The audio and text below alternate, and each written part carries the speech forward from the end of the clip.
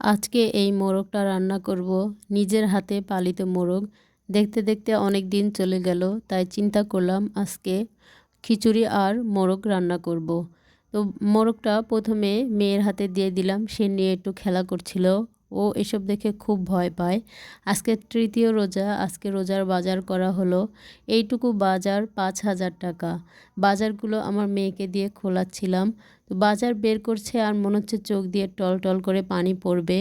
জিনিসপত্রের দাম কখনোই কমে না। অনেক বলে সবজির দাম কম, এর দাম কম। আসলে তেল, চিনি, ছোলা, অন্যান্য জিনিসের দাম যত বেশি, সেই তুলনায় আসলে রোজার মধ্যে কোনো কিছুর দামই হাতের নাগালের কাছে নেই। এটা হয়তো বা এক সপ্তাহের বাজার, সব কিছু সে নামাচ্ছিল। কখনোই সে এ কাজ করে না। আজকে দেখে নিজে এসে বলছে, আম্মু আমি করি। তো কাজ করছিল আর আমি ভিডিও ক্লিপ নিচ্ছিলাম। খুব আনন্দ নিয়ে সে কাজগুলো করছিল। তো আমরা মধ্যবিত্ত, আমাদেরই এই অবস্থা। যারা গরিব, যারা দিনমজুর, যারা প্রতিদিন খেটে খায়, তাদের আসলে কি অবস্থা হবে, তাদের কাছে রোজাটা আসলে কেমন, তাদের কাছে রোজাটা আসলে কেমন আনন্দদায়ক, তাদের কাছে রোজাটা কতটুকু সুখের। আসলে রোজা কখনো সুখের হয় না। মানুষ সারাদিন সিয়াম সাধনা করে ইফতারি বা সেহরিতে একটু প্রাণবন্ত খাবার খাবে, সেটাতে অনেক বেশি দাম। মানুষের শেষমেশ দেয়ালে পিঠ থেকে গেলে কী অবস্থা হয়, এটা কেবলমাত্র গরিবরাই বুঝতে পারবে। তো এইটুকু বাজার আমি দেখছি আর মাথায় হাত দিয়ে বসে আছি। এই অল্প কয়টা বাজার মাত্র 5,000 টাকা। এটা কি কখনো ভাবা যায়? অনেক দিন শখের বশে কয়েকটা মুরগি কিনেছিলাম। বাসার বেলকনিতে পুষতাম, খুবই ভালো লাগতো। ওদের সাথে সময় কাটতো, ডাকাডাকি করতো, আমার মেয়ে খাবার দিত। তো সে মোরগটা আজকে বড় হয়ে গেছে, তাই বলছি একে রান্না করব। তো প্রথমে নিয়ে জবাই করার আগে সাবিহা নিয়ে খেলা করছিল। ওর কাছে আবার এই ছোট ছোট কাজগুলা খুবই ভালো লাগে। ও কখনো মোরগ, মুরগি বা ছাগল, কুকুর, বিড়ালের কাছে যায় না। আজকে হঠাৎ করে বলছে, আম্মু আমি হাতে নিব, আমি একটু খেলা করব। অনেকক্ষণ সময় নিয়ে সে হাতে নিয়েছিল এবং খেলা করলো। মোরগটা বেশ বড়ই হয়েছে, তবে আমার কাছে সবথেকে ভালো লাগতো এটার সাদা বর্ণ, একেবারে ধবধবে সাদা, খুবই ভালো লাগতো। আজকে রাজশাহীর একটা খাবার রান্না করব। রোজার দিনে এই রান্নাটা সবথেকে বেশি করে থাকে।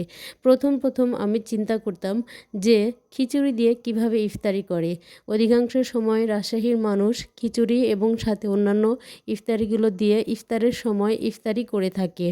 প্রথম দিকে আমার খুব হাসি পেত যে ভাত দিয়ে, খিচুড়ি দিয়ে কেউ কখনো কি ইফতারি করে।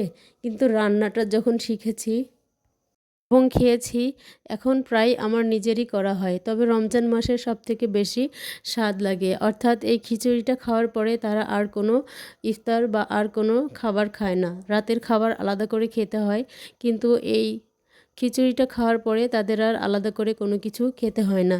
ঘি, সরিষার তেল সব কিছু দিয়ে সুন্দর করে মাখিয়ে নিয়ে একবারে খিচুড়ি রান্না করি যেভাবে, ঠিক সেভাবে। কিন্তু এটার ভেতরে দিতে হবে পোলার চাল এবং দিতে হবে ছোলা। এই ছোলাটাই হচ্ছে এই খিচুড়ির সবথেকে বেশি মজাদার দৃশ্য। আরেকটা প্রেশার কুকারে বসিয়ে দিলাম মোরগ। যেহেতু দেশি মোরগ, তাই প্রেশার কুকারে রান্না করতে হবে। প্রথমে একটু টমেটো দিয়ে দিলাম এবং বাটা কষা মাংসে যা যা দেওয়া লাগে সব কিছুই দিয়ে নিচ্ছি। টমেটোটা দিচ্ছি এ কারণে, টমেটো মাংসর ঝোলটাকে অনেক গাঢ় করে।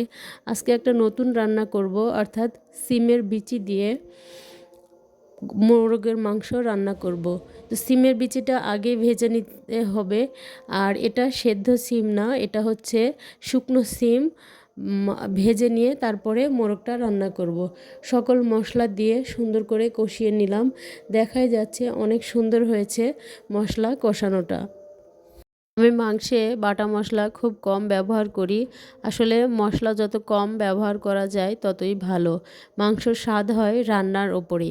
যেহেতু দেশি মোরগ, তাই প্রেসার কুকারে কষিয়ে নিয়ে এটাতে 2টা থেকে 3টা সিটি দিয়ে নিলেই হয়ে যাবে মজাদার রান্না। খিচুড়ি আর এই মাংসে অনেক মজা একটি নাস্তা বা অনেক মজার একটি ইফতার আপনারা তৈরি করে খেতে পারেন। তো এখন দিয়ে দিব সেই ভাজা সিমের বিচি, অর্থাৎ সিম যেই শুকনোগুলো থাকে এগুলোকে রোদে শুকিয়ে ভেজে নিয়ে তারপরে রান্না করব। অনেক মজার ছিল। আমার খিচুড়িও হয়ে আসছে, এখন একবারে ঢেকে দিব। তো দেখতেই পাচ্ছেন কত সুন্দর কালার, কত সুন্দর স্বাদ হয়েছে। আসলে আল্লাহর কাছে অশেষ শুকরিয়া, এত সুন্দরভাবে রোজাগুলো পালন করার জন্য। একেবারে সাধারণভাবে, অনেক কিছুর প্রয়োজন হয় না। আপনি যদি আল্লাহর সন্তুষ্টি করার জন্য অল্প কিছু দিয়েই শুকরিয়া আদায় করতে চান, আপনি শুকরিয়া আদায় করতে পারবেন। সুস্থতাই হলো সবথেকে বড় নিয়ামত, তাই আল্লাহর কাছে সবসময় শুকরিয়া আদায় করুন। যতটুকু রিজিক আল্লাহ দান করেছে, যতটুকু খাবার, যতটুকু যা কিছু আপনার জন্য লিপিবদ্ধ ছিল, আপনি তার বেশি কখনোই পাবেন না। তাই সকল কাজে সব সময় আল্লাহর শুকরিয়া আদায় করুন এবং আল্লাহর অশেষ নিয়ামতে সুস্থ থাকুন, ভালো থাকুন। আল্লাহ হাফেজ সকলকে।